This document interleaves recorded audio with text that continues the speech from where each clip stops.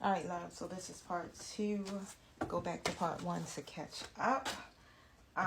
Pretty much where I left off at was speaking about what is the karmic block or the karmic tie between the two.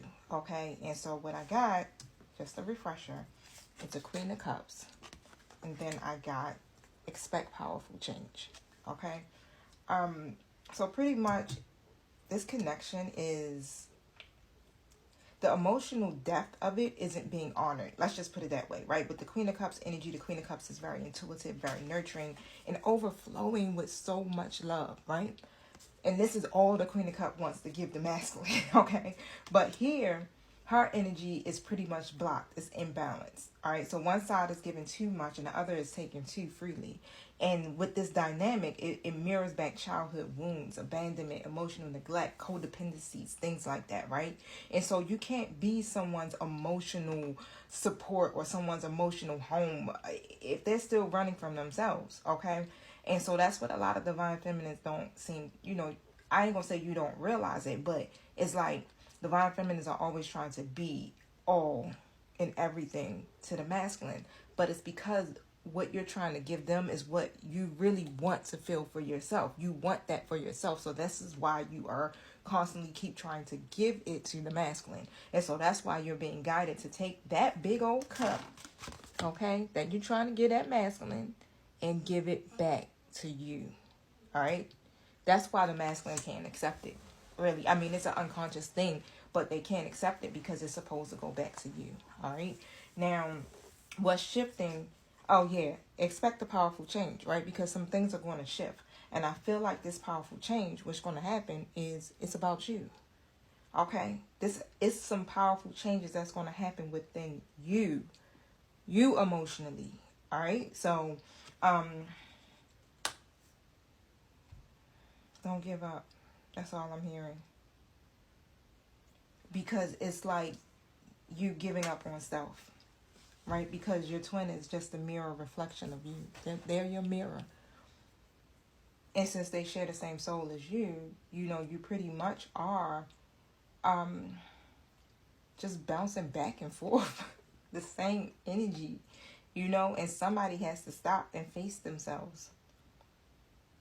And so that's what it seems like. It seems like divine feminine is being told to stop and face yourself. Why is it that you are trying to give this cup? Why is it that you need to feel, I don't even want to say validated, but wanted and needed within this connection, right? Because divine feminine, you have everything you need, right? You are love. You're an embodiment of love, okay? You are your Nine of Cups. You are your wish fulfillment.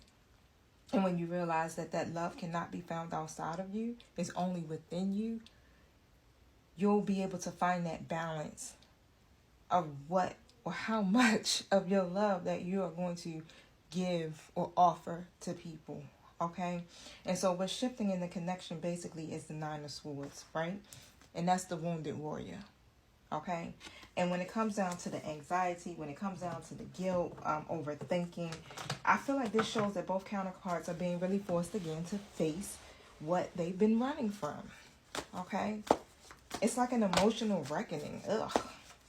It's uncomfortable, but it's necessary. Clarify the Nine of Swords. The Star. And this came in the reverse position. Alright? But it's like pain is not the end. It's the portal, right? It's to open it. So it's like you got to believe in yourself. Whatever this difficult situation is, it was in a reverse position. So it's going to come to an end. And that's what it's saying on the card. The end of a difficult situation. Expect some powerful changes. And like I said, I feel like these powerful changes are within the divine feminine. What are these powerful changes?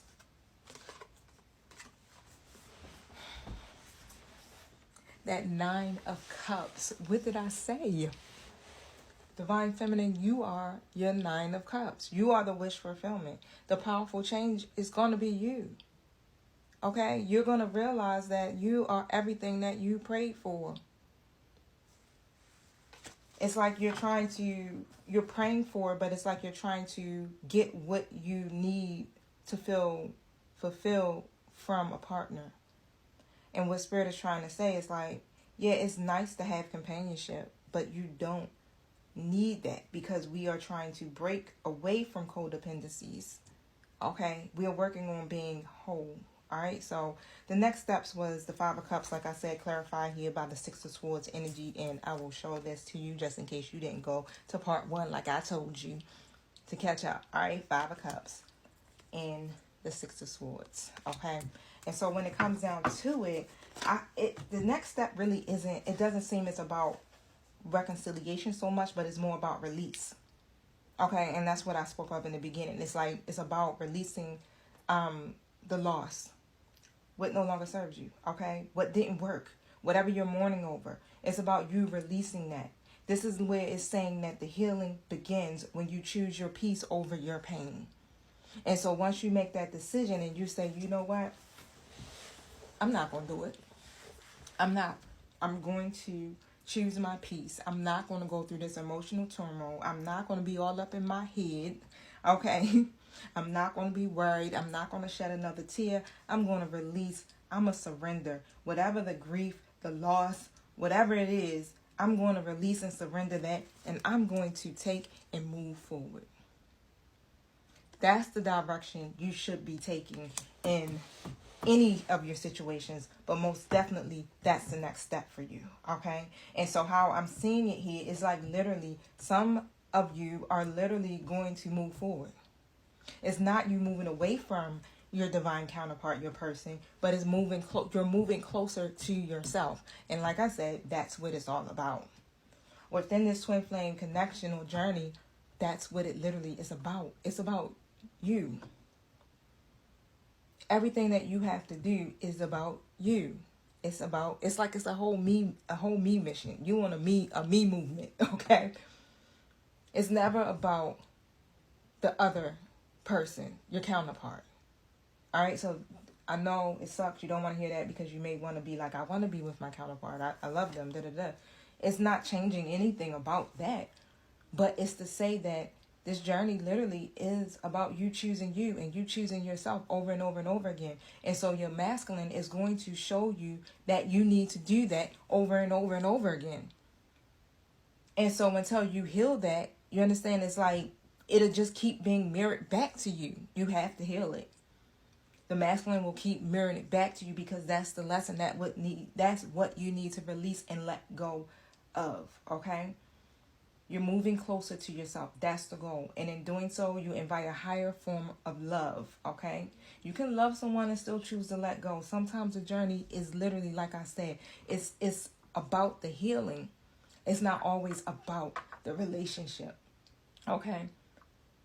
It's about the relationship with self. I know, trust me, we hate to hear it because guess what? I had to hear it. Okay, that's why I'm up here and I'm able to say this to you. I still got a little knot in my throat. You understand? Just thinking about it because that's not what we want to hear. Okay? So take what resonates and leave the rest. Your twin flame journey is not about possession. It's about transformation. All right? You're not here to chase. You're here to rise. You're here to rise up to a higher level of consciousness. You're here to rise. You're here to rise and to keep rising. And either your twin will meet you there or spirit will send a new love aligned with your evolution. Woo! So say it with me. I choose to heal. I choose to release. I choose me. Woosah, y'all. Breathe 909 on the time. And that's my birthday, September the 9th, y'all. But if you like a personal twin flame reading, DM me, or you can visit my website at www.theoracleguidanceinc.com. All right? Peace be with you. Love you guys.